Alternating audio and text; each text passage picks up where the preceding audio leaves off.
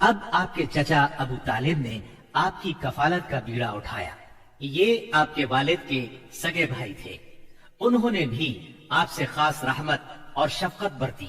وہ مالدار تو نہ تھے، لیکن آپ کی کفالت کے بعد اللہ تعالیٰ نے ان کے تھوڑے سے مال میں اس قدر برکت دی کہ ایک آدمی کا کھانا پورے کنبے کے لیے کافی ہو جاتا تھا۔ خود آپ بھی صبر و قناعت کا نمونہ تھے، جو ملتا اسی پر قناعت فرماتے۔ جب آپ کی عمر 12 برس اور کہا جاتا ہے کہ مزید 2 ماہ اور 10 دن ہوئی تو آپ کے چچا ابو طالب نے تجارت کے لیے ملک شام جانے کا ارادہ کیا۔ آپ کو ان کی جدائی بہت گراں گزری۔ ابو طالب خود بھی متاثر ہوئے، لہٰذا آپ کو اپنے ساتھ لے لیا۔ قافلہ ملک شام کی حدود میں پہنچا تو شہر بسرا کے قریب پڑاؤ کیا۔ بحیرہ نامی عیسائیوں کا ایک راہب اپنے گرجے سے نکل کر ان کے پاس آیا اور قافلے کے درمیان سے گزر کر نبی صلی اللہ علیہ وسلم کے پاس پہنچا۔ پھر آپ کا ہاتھ پکڑ کر بولا، یہ دنیا کے سردار ہیں، پروردگار عالم کے رسول ہیں، اللہ انہیں رحمت عالم بنا کر بھیجے گا۔ میں انہیں مہر نبوت سے بھی پہچانتا ہوں۔ یہ کندھے کے نیچے نرم ہڈی کے پاس سیب کی طرح ہے، اور ہم اس کا ذکر اپنی کتابوں میں بھی پاتے ہیں۔ پھر اس نے قافلے کی دعوت کی اور ابو طالب سے کہا، انہیں یہاں سے واپس بھیج دیں، ملک شام نہ لے جائیں، کیونکہ انہیں یہودیوں سے خطرہ ہے۔ اس پر ابو طالب نے غلاموں کے ہمراہ آپ کو مکے بھیج دیا۔ جب آپ کی عمر 15 برس ہوئی تو ذیقات کے مہینے میں اکاس کے بازار میں ایک لڑائی ہوئی۔ اس لڑائی میں ایک طرف قریش کے قبائل تھے اور دوسری طرف قیس اور اعلان کے قبائل تھے۔ دونوں میں گھمسان کا رن پڑا، فریقین کے کتنے ہی آدمی مارے گئے، لیکن پھر انہوں نے صلح کر لی اور طے پایا کہ دونوں طرف کے مقتولین گنے جائیں، جدھر زیادہ ہوں ادھر والے زائد مقتولین کا خون بہا لے لیں۔ اس کے بعد جنگ ختم ہو گئی اور باہمی دشمنی کو ختم کر دیا گیا۔ اس جنگ میں نبی کریم صلی اللہ علیہ وسلم بھی شریک تھے، لیکن آپ نے لڑائی میں براہ راست حصہ نہیں لیا، اپنے چچاؤں کو تیر تھماتے تھے۔ اس جنگ کا نام جنگ فجار ہے۔ یہ نام اس لیے مشہور ہوا کہ اس میں حرام مہینے کی حرمت پامال کی گئی۔ فجار نام کے واقعات 4 بار پیش آئے، ہر سال ایک واقعہ پیش آتا رہا۔ جنگ فجار والا واقعہ آخری تھا۔ اس سے پہلے کے 3 واقعات میں ہلکے پھلکے جھگڑے ہوئے، شدید لڑائی صرف اسی چوتھے واقعے میں ہوئی۔ اس جنگ کے بعد ذیقعد ہی کے مہینے میں 5 قبائل کے درمیان ایک عہد نامہ طے پایا۔ اس عہد نامے کو حلف الفضول کہا جاتا ہے۔ ان قبائل کے نام یہ ہیں: بنو ہاشم، بنو مطلب، بنو اسد، بنی عبد العزا، بنو زہرہ اور بنو تیم۔ اس کی وجہ یہ ہوئی کہ یمن کا ایک آدمی اپنا سامان تجارت لے کر مکے آیا۔ عاص بن وائل نے اس سے وہ مال خرید لیا، لیکن قیمت ادا نہ کی۔ اس نے بنو عبد الدار، بنو مخزوم، بنو سہم اور بنو عدی سے فریاد کی، لیکن انہوں نے کوئی توجہ نہ دی۔ چنانچہ اس نے ابو قبیس کے پہاڑ پر چڑھ کر چند اشعار پڑھے، جن میں اپنی مظلومیت کا نقشہ کھینچا اور آواز لگائی کہ کوئی تو اس کا حق دلانے کے لیے اس کی مدد کرے۔ اس پر زبیر بن عبد المطلب نے دوڑ دھوپ کی، لہٰذا اس قبیلے کے افراد بنو تیم کے سردار عبداللہ بن جدعان کے گھر میں جمع ہوئے اور آپس میں عہد و پیمان کیا کہ مکے میں جو بھی مظلوم نظر آئے، خواہ مکے کا رہنے والا ہو یا کسی اور جگہ کا، یہ سب اس کی حمایت میں اٹھ کھڑے ہوں گے۔ انہوں نے عاص بن وائل سے بھی اس کا حق لے کر اس کے حوالے کیا۔ اس عہد و پیمان میں آپ بھی اپنے چچاؤں کے ساتھ تھے۔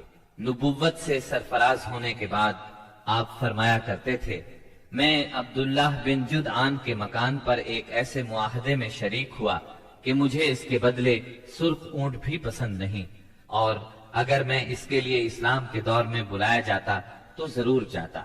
نبی اکرم صلی اللہ علیہ وسلم یتیم پیدا ہوئے اور اپنے دادا پھر چچا کی کفالت میں رہے۔ والد سے وراثت میں جو کچھ ملا تھا اس سے کچھ نہیں ہو سکتا تھا۔ چنانچہ جو ہی آپ ہلکے پھلکے کام کرنے کے لائق ہوئے، اپنے رضائی بھائیوں کے ساتھ دیار بنی سعد میں بکریاں چرانے لگے۔ پھر جب مکہ معظمہ آئے تو وہاں بھی چند قیرات کے عوض اہل مکہ کی بکریاں چرائیں۔ قیرات 1 دینار کا 20واں یا 24واں حصہ ہوتا ہے، جس کی قیمت اس زمانے میں بمشکل 80-90 روپے سمجھ لیں۔ کم عمری میں بکریاں چرانا انبیاء کی سنت ہے۔ ایک بار عہد نبوت میں آپ نے فرمایا، کوئی بھی نبی نہیں گزرا مگر اس نے بکریاں ضرور چرائیں۔ پھر جب آپ جوان ہو گئے تو تجارت شروع کی۔ بعض روایات کی روح سے آپ صائب بن ابی صائب کے ساتھ مل کر تجارت کرتے تھے۔ آپ تجارت میں بہترین ساتھی تھے، لین دین کے معاملے میں لڑتے جھگڑتے تھے، نہ بحث کرتے تھے۔ تمام معاملات میں آپ حد درجے امانت دار، سچے اور پرہیزگار مشہور تھے۔ زندگی کے سبھی میدانوں میں آپ کا یہی طریقہ تھا۔ اسی بنا پر آپ کا لقب ہی امین مشہور ہو گیا تھا۔ ان تمام وجوہات کی بنا پر آپ کی شہرت سن کر سیدہ خدیجہ نے آپ کو تجارت کے لیے اپنے مال کی پیشکش کی۔ وہ عزت اور مال دونوں لحاظ سے قریش کی ایک معزز خاتون تھی۔ لوگوں کو اجرت دے کر اپنا مال تجارت کے لیے بھیجا کرتی تھی۔ اس پیشکش کے ساتھ انہوں نے یہ بھی کہا کہ وہ آپ کو سب سے اچھی اجرت دے گی۔ چنانچہ آپ نے ان کے غلام میسرہ کے ساتھ شام کا سفر کیا، وہاں خرید و فروخت کی۔ اس خرید و فروخت میں بہت زیادہ نفع ہوا، اس قدر برکت ہوئی کہ پہلے کبھی اتنا منافع نہیں ہوا تھا۔ شام سے آپ مکہ واپس آئے اور سیدہ کی امانت انہیں سونپی۔ سیدہ خدیجہ نے امانت اور برکت کا یہ حال دیکھا تو حیرت زدہ رہ گئیں۔ ادھر میسرہ نے بھی آپ کی باتیں انہیں بتائیں۔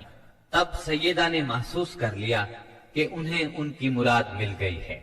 چنانچہ انہوں نے آپ سے اپنی سہیلی کے ذریعے سے شادی کی خواہش ظاہر کی۔ انہوں نے سیدہ خدیجہ کے چچا عمرو بن اسد کو پیغام بھیجا۔ اس طرح بات طے ہوئی۔ نکاح کا خطبہ ابو طالب نے پڑھا، اس میں اللہ کی حمد و ثنا کی، پھر آپ کے فضل و شرف کا ذکر کیا۔ اس کے بعد ایجاب و قبول کے الفاظ کہے اور مہر بیان کیا۔ یہ ملک شام کے سفر سے واپسی کے 2 مہینے اور چند دن بعد کی بات ہے۔ اس وقت آپ کی عمر 25 سال تھی اور سیدہ خدیجہ کی عمر 40 سال تھی۔ سیدہ خدیجہ کی شادی پہلے عتیق بن عائز مخزومی سے ہوئی تھی۔ وہ انتقال کر گیا تو ابو حالہ تیمی سے ہوئی، اس سے ایک بچہ بھی ہوا، مگر پھر ابو حالہ بھی فوت ہو گیا۔ اس کے بعد بڑے بڑے سرداران قریش نے شادی کا پیغام دیا، مگر سیدہ خدیجہ راضی نہ ہوئی، یہاں تک کہ اللہ تعالیٰ نے انہیں آپ کی طرف مائل کر دیا، اور اس طرح سیدہ کو آپ صلی اللہ علیہ وسلم کی زوجیت کا شرف حاصل ہوا۔ سیدہ خدیجہ نبی صلی اللہ علیہ وسلم کی پہلی بیوی تھی۔ ان کے جیتے جی آپ نے کسی اور سے شادی نہ کی۔ آپ کی تمام اولاد بھی انہی سے ہوئی، صرف ابراہیم ماریہ قبطیہ سے ہوئے۔ آپ کی اولاد کے نام یہ ہیں: پہلے قاسم پیدا ہوئے، پھر زینب، پھر رقیہ، پھر ام کلثوم، پھر فاطمہ، پھر عبداللہ۔ بعض مورخوں نے تعداد اولاد اور اولاد کی ترتیب اس سے مختلف بھی لکھی ہے۔ آپ صلی اللہ علیہ وسلم کے تمام لڑکے بچپن میں فوت ہو گئے، البتہ تمام بچیوں نے عہد نبوت کو پایا، اسلام لائی اور ہجرت بھی کی، اور سب کی سب آپ کی زندگی ہی میں انتقال کر گئی۔ صرف سیدہ فاطمہ آپ کے 6 ماہ بعد فوت ہوئی۔ آپ کی عمر کا 35واں سال تھا کہ ایک زوردار سیلاب آیا، اس سے خانہ کعبہ کی دیواریں پھٹ گئیں۔ ایک بار پہلے آگ بھی لگی تھی، اس لیے آگ کی وجہ سے دیواریں کمزور ہو چکی تھیں۔ اب قریش نے فیصلہ کیا کہ خانہ کعبہ کی نئے سرے سے تعمیر کی جائے۔ اس موقع پر انہوں نے فیصلہ کیا کہ اس تعمیر میں صرف حلال مال ہی خرچ کریں گے، چنانچہ رنڈی کی اجرت، سود کی دولت اور کسی کا ناحق لیا ہوا مال اس میں استعمال نہیں کریں گے۔ انہیں خانہ کعبہ گراتے ہوئے ڈر بھی لگ رہا تھا کہ کہیں اللہ کا عذاب نہ ٹوٹ پڑے۔ آخر کار ولید بن مغیرہ نے یہ کہہ کر ڈھانا شروع کر دیا کہ اللہ مصلحین کو ہلاک نہیں کرتا۔